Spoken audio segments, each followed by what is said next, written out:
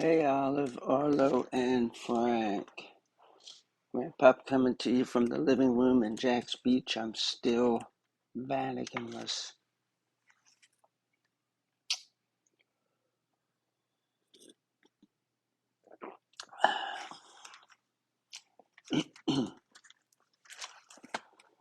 We're back in the Net Bible Reader's Edition.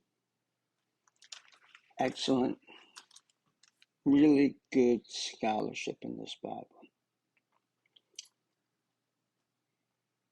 One of the problems with reading the Bible is so many of the good translations are older translations. So you have to translate the translation into modern day English. Not with this one. Today we're in Genesis chapter 18, and we're going to see Abraham do something kind of amazing. Abraham is going to try to negotiate with God. And Abraham drives a hard bargain. But God's in control. We'll see this again when his grandson Jacob wrestles with God and does pretty well. But that's because God lets him do pretty well. 3 special visitors are going to come and see Abraham. So let's dive right in. The Lord appeared to Abraham by the oaks of Mamre while he was sitting at the entrance to his tent during the hottest time of the day. Abraham looked up and saw 3 men standing across from him. When he saw them, he ran from the entrance of the tent to meet them and bowed low to the ground. So it says here that there's 3 men that come up. But Abraham was the head of his tribe. And these folks were pretty nomadic. They lived out in the desert. They tended sheep and goats and things like that. They had to drive them around to find grass. So they weren't in one place for a long time. Consequently, they weren't these giant communities, because the bigger the community, the harder it is to move it around. So Abraham was the pharaoh of his little village, whatever you want to call it. And he ran. He didn't walk out to see them. He didn't sit there and wait for them to come in and see him. He ran out to meet them at the hottest time during the day, and then he bowed down to them. So these must be some pretty special people. At least Abraham thinks so. He said, "My Lord, if I have found favor in your sight, do not pass by and leave your servant. Let a little water be brought so that you may all wash your feet and rest under the tree. And let me get a bit of food so that you may refresh yourselves, since you have passed by your servant's home.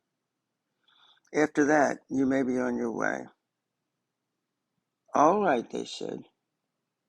"You may do as you say."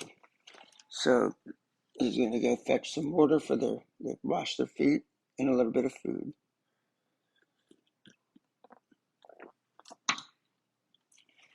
Not something hot, not something big.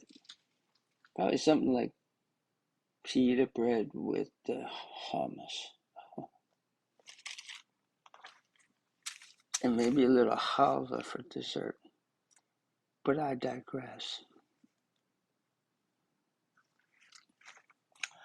So Abraham hurried into the tent and said to Sarah, "Quick, take 3 measures of fine flour, knead it, and make bread."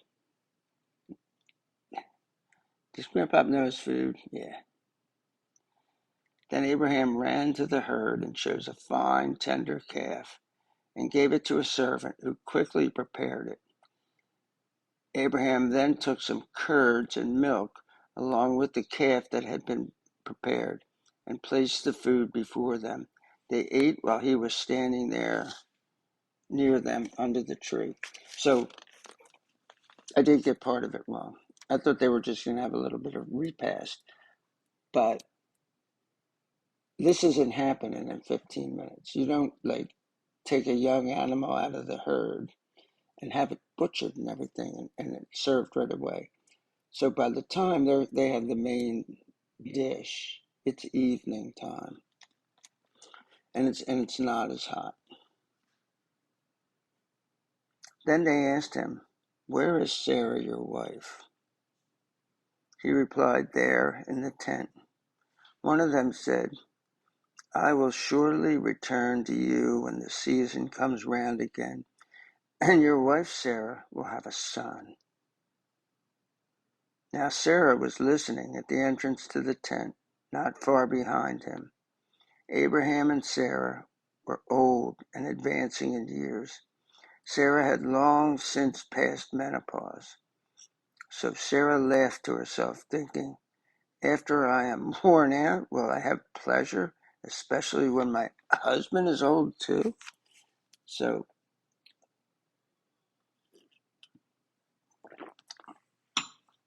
before, when Abraham laughed out loud, he was rebuked a little bit. It's like, yeah, well, you're going to name your kid Laughter. You're going to name him Isaac. But it says here that Sarah laughed to herself. So nobody heard her laugh out loud. The Lord said to Abraham, "Why did Sarah laugh and say, 'Will I really have a child when I am old?' Is anything impossible for the Lord? I will return to you when the season comes round again, and Sarah will have a son." Then Sarah lied, saying, "I did not laugh," because she was afraid. But the Lord said, "No, you laughed." When the men got up to leave, they looked out over Sodom. Now Abraham was walking with them to see them on their way. Then the Lord said, "Should I hide from Abraham what I am about to do?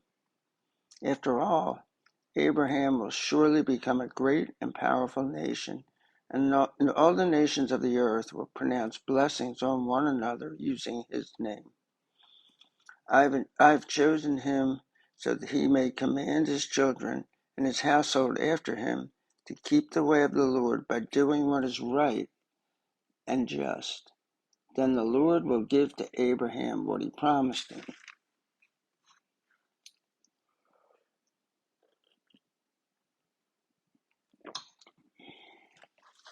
Tea's good. So the Lord said, "The outcry against Sodom and Gomorrah is so great and their sins so blatant that I must go down and see if they are as wicked as the outcry suggests. If not, I want to know." The two men turned and headed toward Sodom, but Abraham was still standing before the Lord. Abraham approached and said, "Will you sweep away the godly along with the wicked? What if there are 50 godly people in the city? Will you really wipe it out and not spare the place for the sake of the 50 godly people who are in it? Far be it from you to do such a thing, to kill the godly with the wicked, treating the godly and the wicked alike. Far be it from you. Will not the judge of the whole excuse me, will not the judge of the whole earth do what is right?" So Abraham knows who he's talking to here. But this is not God the Father. This is God the Son.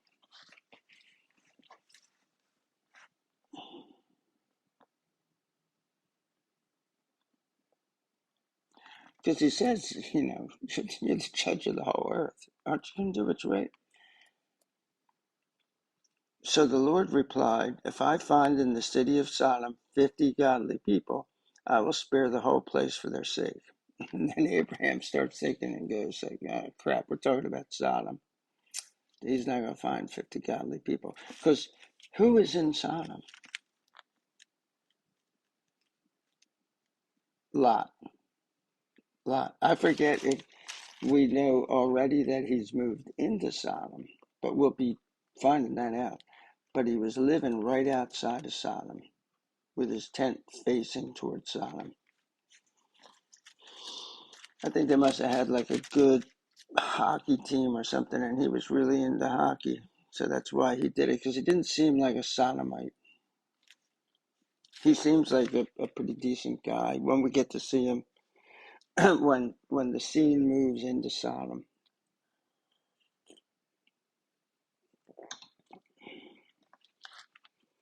Then Abram asked, since I have undertaken to speak to the Lord, although I am but dust and ashes, what if there are 5 less than the 50 godly people? Will you destroy the whole city because 5 are lacking? He replied, I will not destroy it if I find 45 there. So now he's trying to whittle down his odds, because he was pretty certain that you couldn't find 45 people, 50 people there. So let's see if he thinks that there's 45 people there, or if he keeps going. Abraham spoke to him again. What if 40 are found there? He replied, I will not do it for the sake of the 40. So if I find 40 righteous people there, I won't destroy the city. Then Abraham said, may the Lord not be angry so that I may speak. What if 30 are found there? He replied, I will not do it if I find 30 there. So in the whole city, you should be able to find 30 righteous people, right? We'll see. Abraham said, since I have undertaken to speak to the Lord, what if only 20 are found there? He replied, I will not destroy it for the sake of the 20. What do you think now, kids? We done? Finally, Abraham said, may the Lord not be angry so that I may speak just once more. What if 10 are found there? He replied, I will not destroy it for the sake of the 10.